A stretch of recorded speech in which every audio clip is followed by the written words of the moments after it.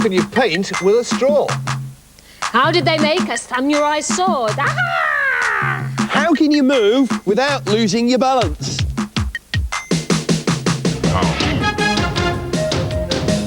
How? How?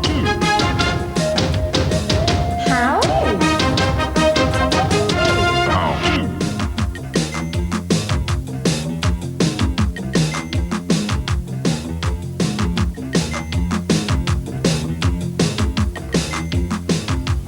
How? How can you make a matchstick stand to attention? It's super glued there. It's not glued there at all. Look, I've just taken it off. Grab a match, the pair of you, and let me show you how. You bend your thumb like so, stick the match fairly hard into the wrinkliest bit, straighten the thumb out, and the match will stand to attention. Carol, let's look at yours. It's because you've got no wrinkles. Gaz, you're so wrinkly you could even do it on the side. Maybe. Yeah, Really? kind of. But that is how to make a match stand to attention. Yes. How the deuce can you put the bounce back into your old tennis balls? Well, if you play tennis, you'll know that new tennis balls are really bouncy and the old tennis balls aren't so bouncy. And the reason for this is that tennis balls are full of pressurised gas. And after a while, the more you hit them, the gas escapes through the skin of the ball and it stops being so bouncy. Let me explain. It's just like a balloon, really. You blow up a balloon and then a few days later you come to it and it doesn't look like this at all anymore. It looks like this. Now the gas hasn't escaped through the end of the balloon, it's actually escaped through the surface of the balloon, and it's exactly the same for tennis balls.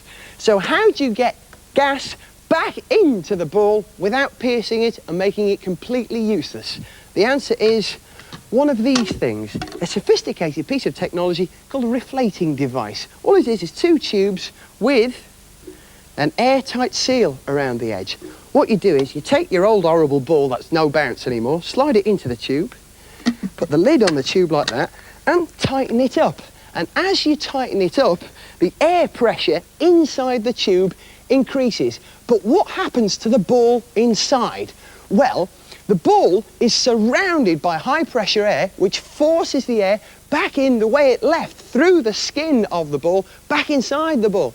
And after a while, you open up the reflating device and your ball has returned to its previous bouncing quality.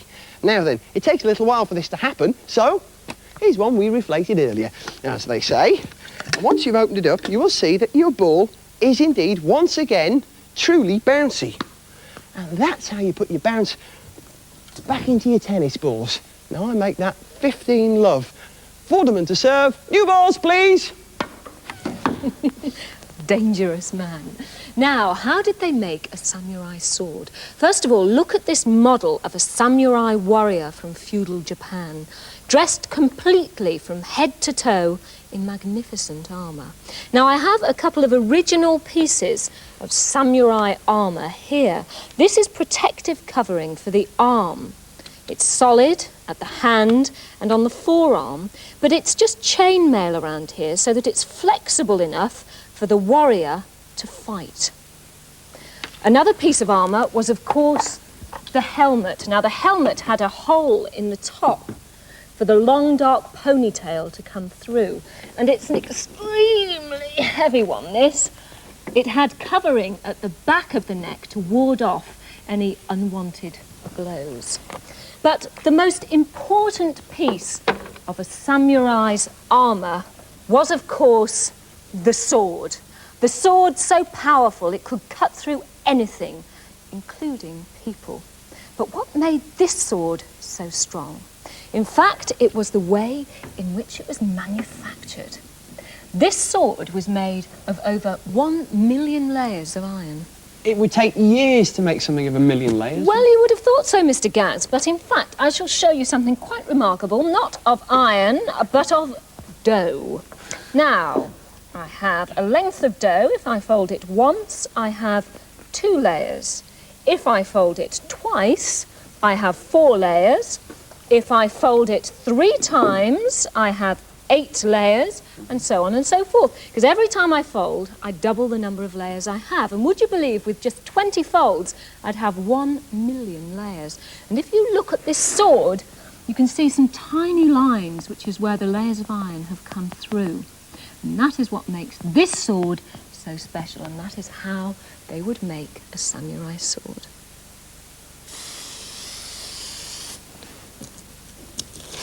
How do you paint with a straw?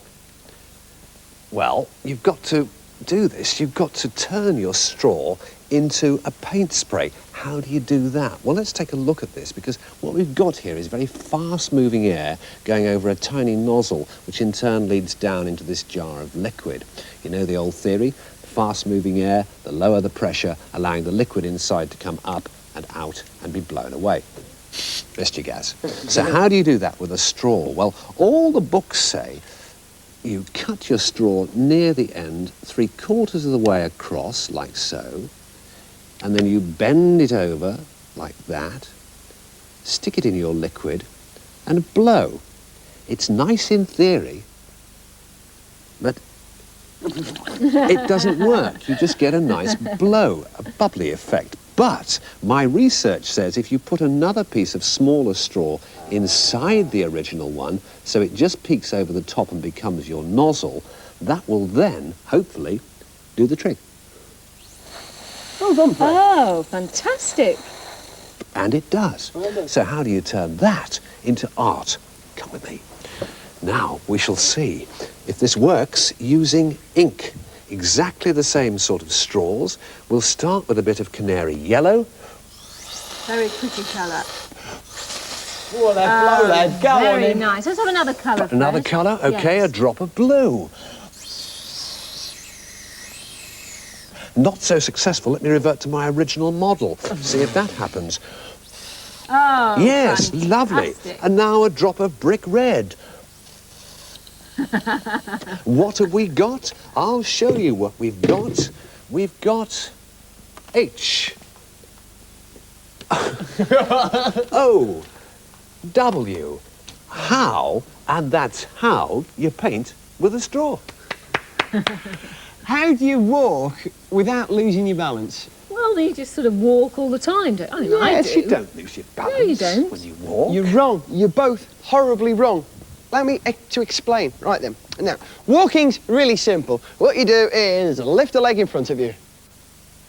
Nothing happens unless you allow yourself to lose your balance for a moment till you regain it in this position, and you lift the other leg up and lose your balance again, and then lift your leg up and lose your balance and lose your balance.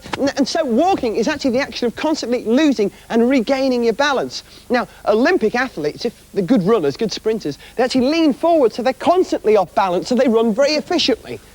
Now, if it still isn't clear, meet someone who will demonstrate this whole thing inverted.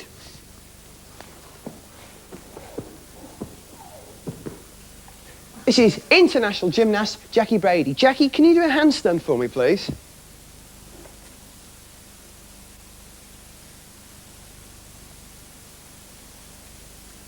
And now lose your balance. You ever seen anyone lose their balance so beautifully? All right, handstand again for me, Jackie. Now this time, throw your weight forward. And look, Jackie has to put her hands underneath her weight because she's losing her balance and would fall over unless she moved her hands. And it's the only way you can move forward. Now Jackie has such infinite control over her balance that she can actually straighten up and make it seem that she's completely balanced, but is in fact falling forward and in every direction, perfectly controlled.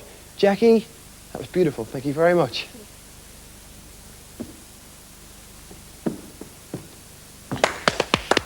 Superb. Now, how did they stop Scotland from blowing up? Well, they did it by using one of these. This is a potentially good how. What is it? I shall tell you in a moment, Mr. Fred. First of all, a long time ago, in the wilds of the Highlands, Alfred Nobel, the man who invented dynamite, set up a factory to produce it. Now, the most dangerous and explosive part of dynamite is nitroglycerin. It must be handled incredibly gently. Catch, guys! Fred! Now, if you're going to manufacture something like dynamite, you have to do it very carefully. And there was one man in the factory who had a particularly important job, for it was he who had to watch the nitroglycerin mixture to make sure it didn't overheat and explode. It was a bit like watching milk simmering, making sure that it doesn't boil over the top. Now, if the nitroglycerin mixture did overheat, the guard would just simply release some water into the mixture, cool everything down, and it would be safe. But the problem was, as you might imagine, it was a boring job. He would have to watch it and watch it, and afterwards just want to nod off to sleep. The problem, how do you keep him awake? How do you stop the factory from exploding into smithereens? The answer was the dynamite stool, a one-legged stool upon which he would sit and watch and watch. Oh, watch. And when he fell asleep, he simply fell off. So it was the dynamite stool which kept him awake. It stopped the mixture from boiling over. It stopped the factory from exploding, and it saved Scotland from blowing up. Here's one. How do you make a rubber band jump? I'm going to make this rubber band, Fred, Carol, leap from these two fingers to these two fingers without the aid of a safety net. Watch carefully as they go up. How about that? Gasp!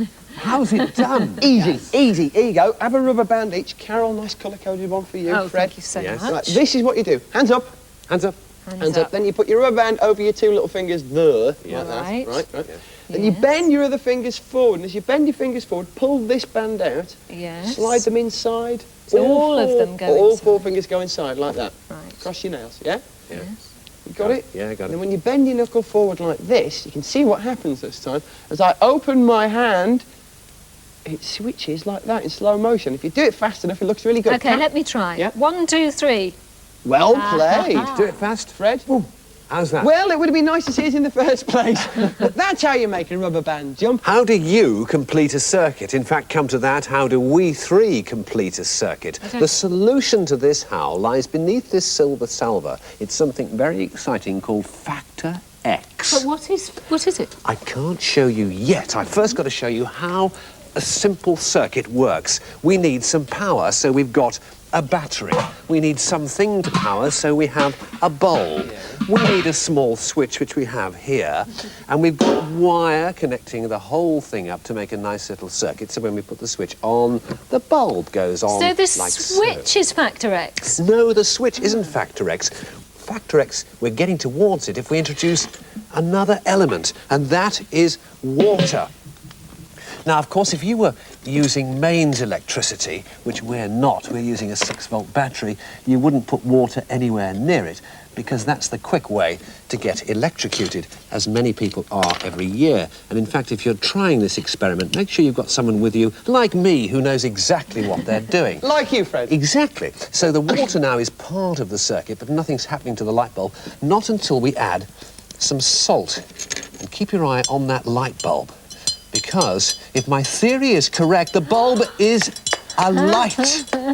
Look at that, you see, salt so the and water. salt is factor The X. salt and water helps us towards factor X. What is factor X? Will you tell us? Ladies and gentlemen, for the first time ever on How To, factor X. Timmy the Duck. Now, I know he looks a little bit stupid, but in actual fact, he illustrates perfectly all that I was trying to show over there, because he's a complete little circuit within himself, a battery and wires, and a couple of contact points on his little bottom there. And when I stick him on the metal tray, he completes the circuit. That acts as a switch, and he's cheeping away quite happily, but I'll take him off the tray, and of course, that stops the whole thing.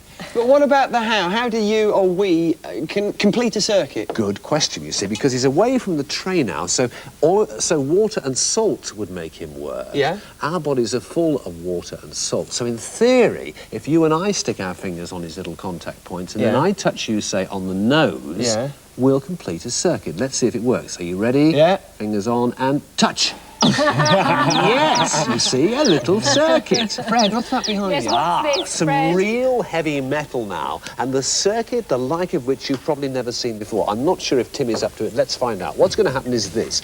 I shall be connected to the radiator on this hand, and my other hand will be connected to Timmy. OK, I shall connect myself to Timmy on this side here. Yes. And I shall connect myself to a coat hanger on this end. Yes. And I shall also connect myself to the coat hanger and to the radiator. Now, in theory, then, that circuit should work the moment I touch the radiator. Let us see if the how is successful. Are you ready? Yes. Now! Yes! Wonderful! And that, well done, Timmy, is how. For now. How?